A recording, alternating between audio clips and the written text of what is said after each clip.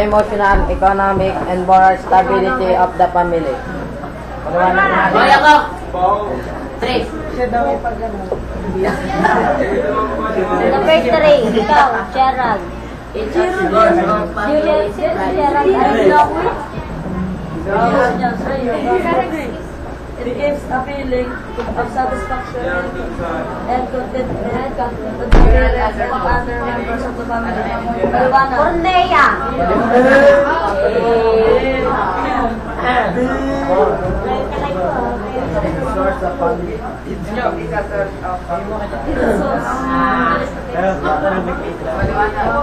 O sige,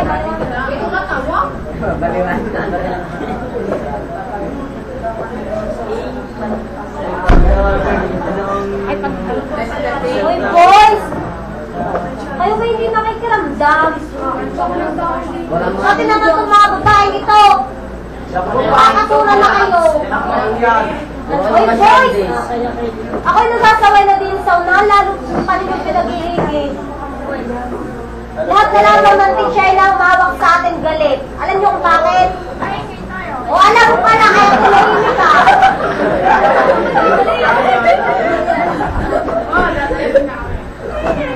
Napaka-childish nyo. Kunting pagkakamali, tawanan kayo. What?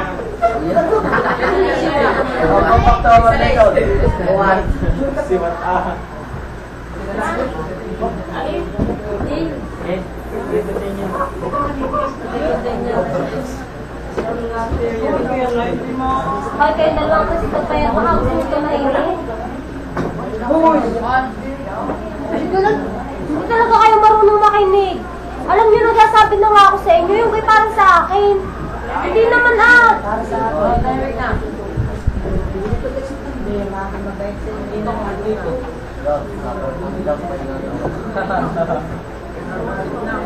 Nagsalita yun.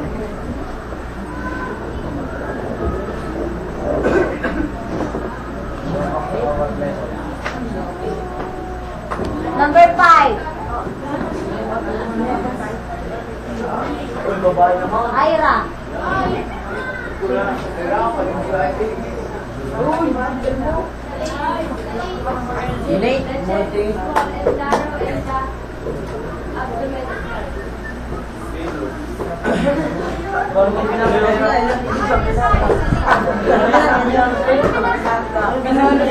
Nabasa na. External appearance of a newborn baby. At birth, a normal infant's length varies from 46 to 56 centimeters. Its average weight is from 6.5 to 7.5 or 3 to 4.3 kilograms. Other Pacific characteristics of unit are as follows. Number 1.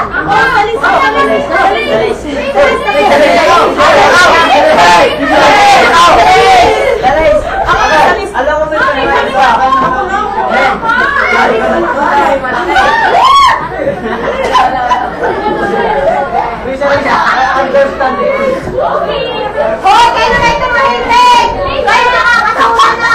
Makinig!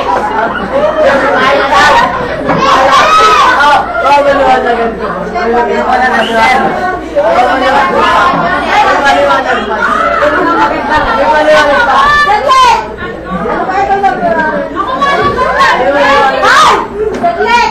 Pakinggan niyo si Christine sa kanyang babalayan. Una ba? Hindi na ba? Para kayong mga tangay nakikinig na nga lamang kayo.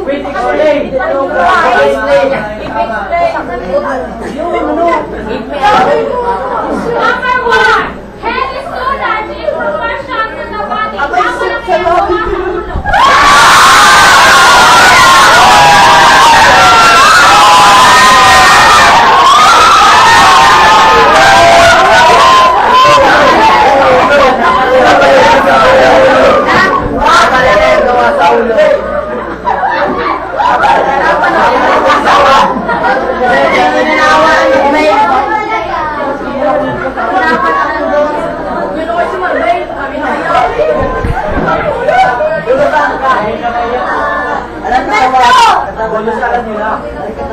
Alvin, ikaw naman, number 2. Babawi ako. Babawi ako. Mabasa ka hindi. Babasahin mo na nga lang. Pag nabasa ka, nakaupo.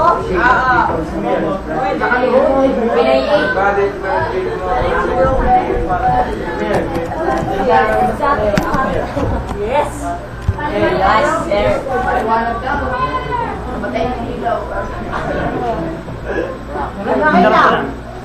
Para kasi nasabi niya may ginagawa akong iba eh. Oh, yan. Hindi po, sir. Wala po kami, sir, ginagawa. Baka lang naman. Hindi, sir. Hindi naman, sir, sa Na, sinasanong ikaw, nagtayuan eh. Hindi naman ako na yun.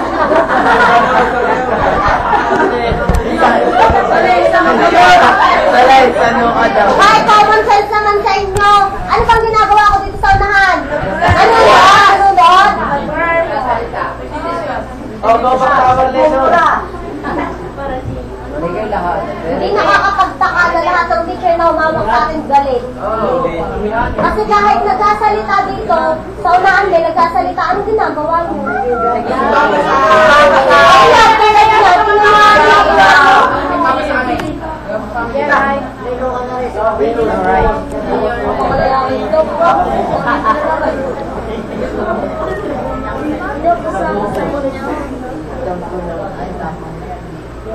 Okay, continue.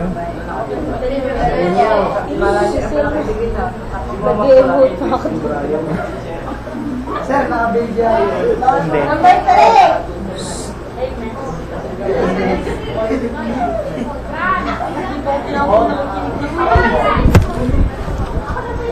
Rachel. Ano yun to?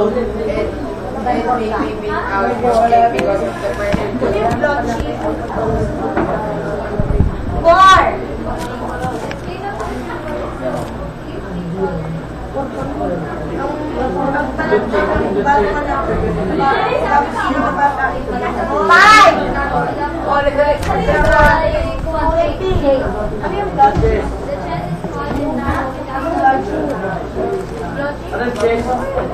Six. Lemon.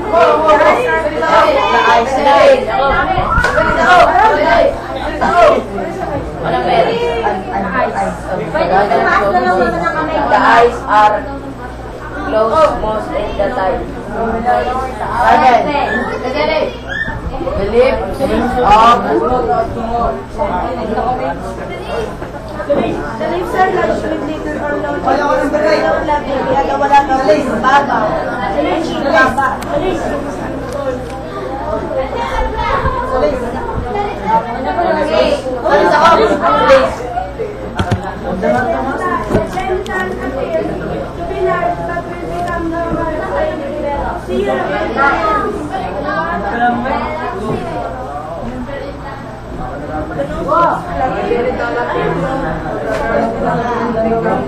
Pango.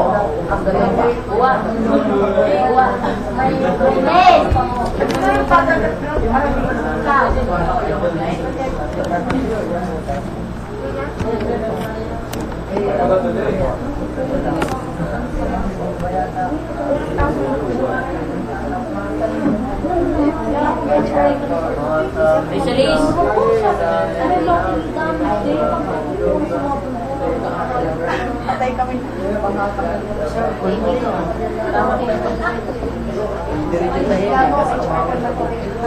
Internal development of the baby. The prenatal period has three principal stages. The first is the germinal period, or the pre-implantation period, which starts from fertilization until the second week. The second phase is the period of the embryo, or the embryonic stage, which begins at the end of the second week and lasts until the end of the second month. The fetal stage starts from the end of the second month until birth. Germinal period.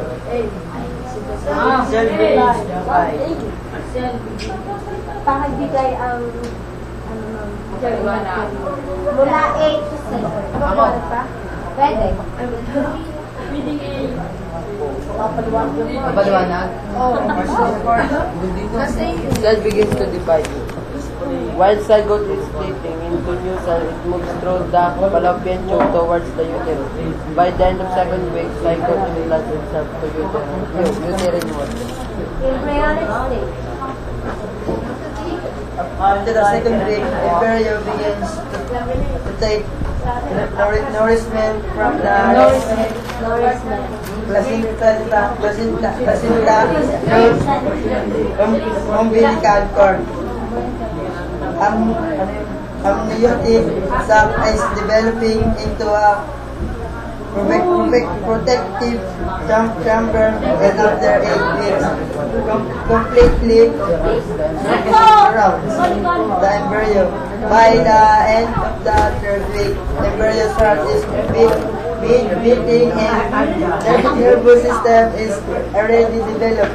After 8 weeks, all major body organs are developed. Joshua Artista. Hindi ko po sir ang isa. Hindi ko kasi. Joshua Artista. Advising ko ni Mama. Advising ko ni Mama.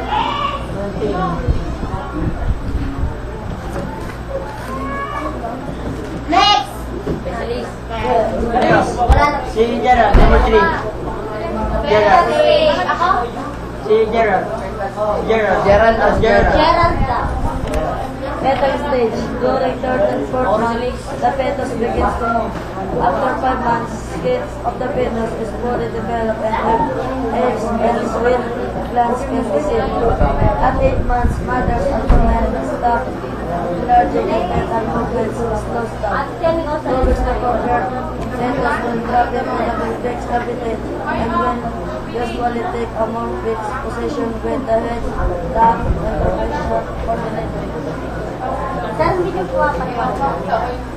Hindi na. Alam, kaya nyo namang mag-day niya. Very self-explanatory. Diga, very self-explanatory ang libro. Ibig sabihin ay kayang intindihin kahit basahin mo lang, basahin lang. Tama? Hindi. Depende yun, sir. Depende. Tulad naman, sir, na ibang mga lalaking iyan. Yung kapag nakakaintindi, hindi nga po binabasa, maintindihan ka. Pero naman sa iba. Tinatamaan ka. Kaya nag-alala magtitig ka. Magpatanda mo sa pagtuturo sa pira ka lang. Okay, let's have the next before lesson 31 by Miss Lesson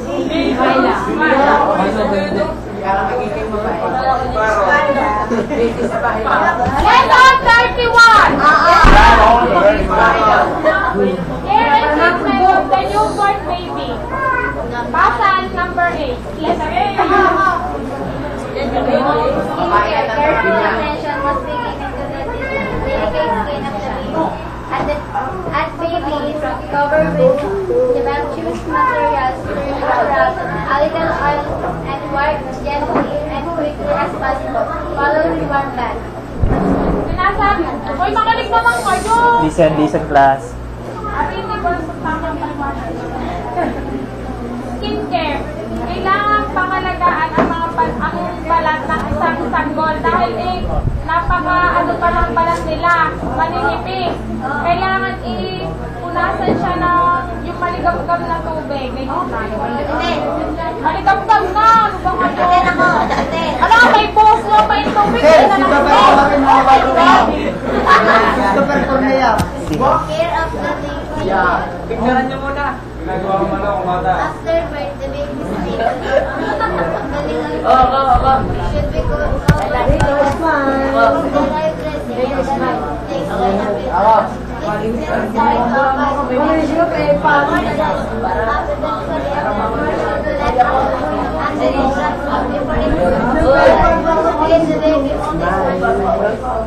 Oh, yung pagkakaintindi ko dito.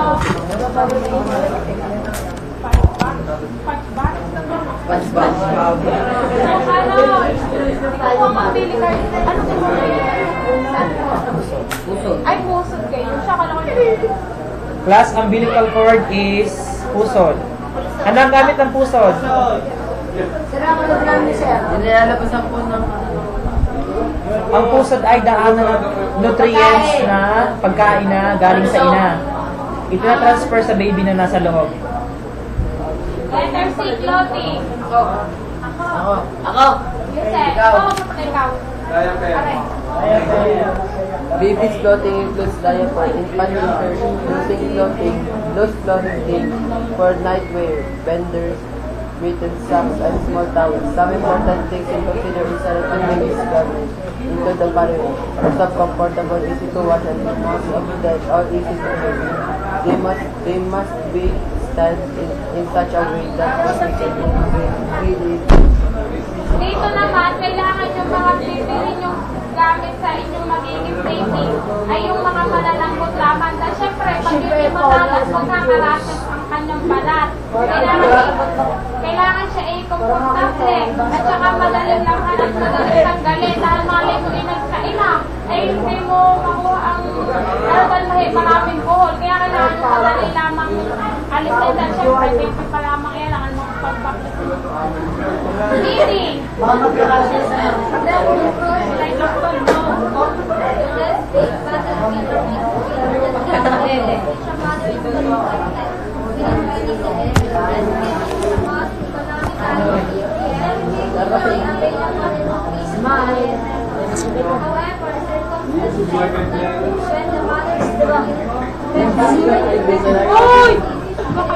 Hindi na camera, matungkol din sa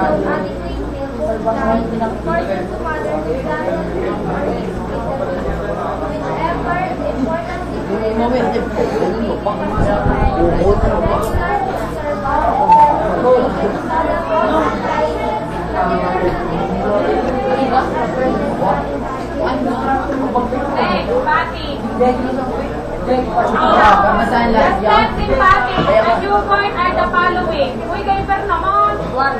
First, prepare all things needed preferably in a table. Kailangan yung pagliliguan mo yung anak mo, kailangan i-ready na lahat. Okay, syempre, halimbawa, nasa loob yung nasa kwarto yung mga gamit na pakulang-kulang sa lamesa. Kinikilaw na ang bata. Kailangan i-ready na lahat para siya hindi magkasipon o kuwan. Nakalalamig ang puntunan. Number 2. Mainit parang bumbulan. Ay, naku mga sige, permit na kang guys. Yung puntunan lubungan. Check whether the subject of drugs and others to baby as he or she knows that they cannot cover with it out. Number 3. Lona.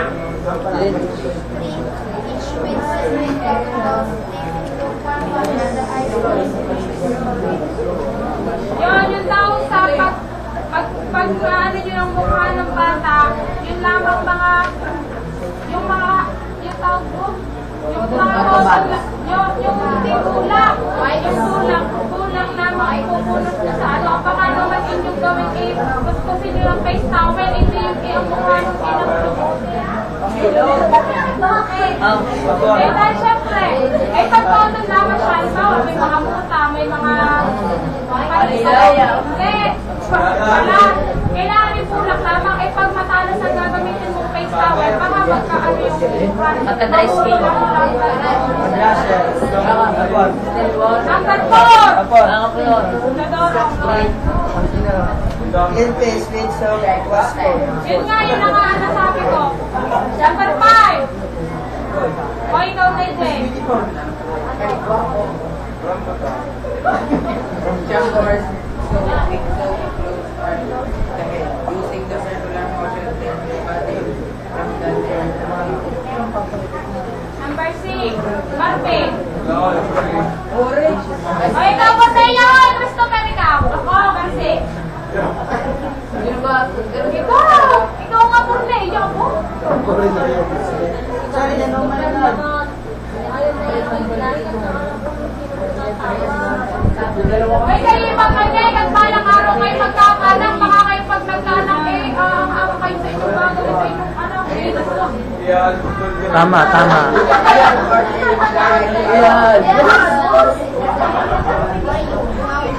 Dali, Best try. Market dahil.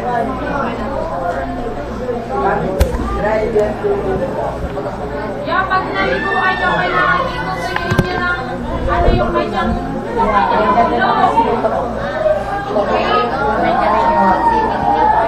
nilalagay niya kayo baby oil. Immunization? Pinabasa mo na? Wala pa? Papapasa.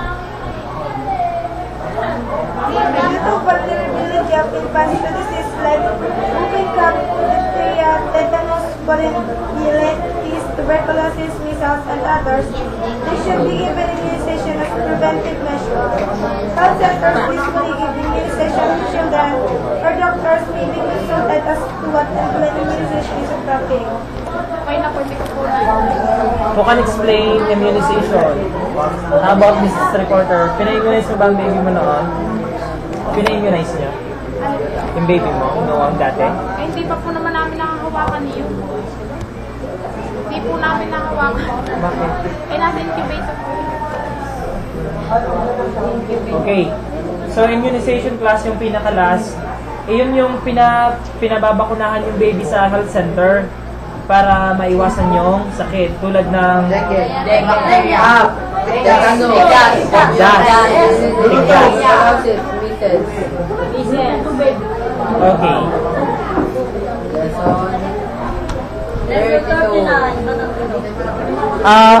Anong group ang cleaners natin ngayon?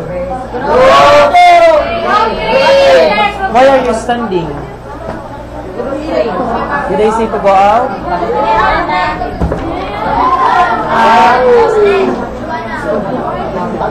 Sino absent sa boys?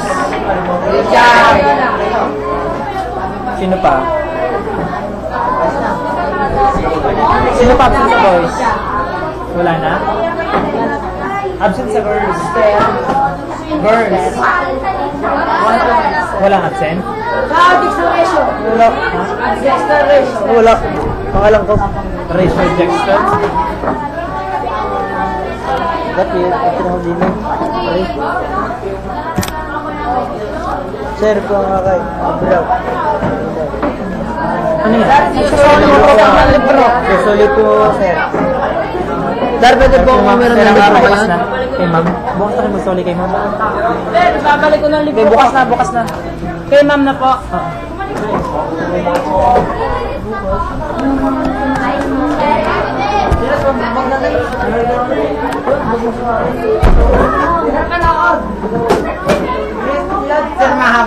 Sir, mahaba. Group 3, paiwan kayo. Ang haba, sir. Sir, mahaba.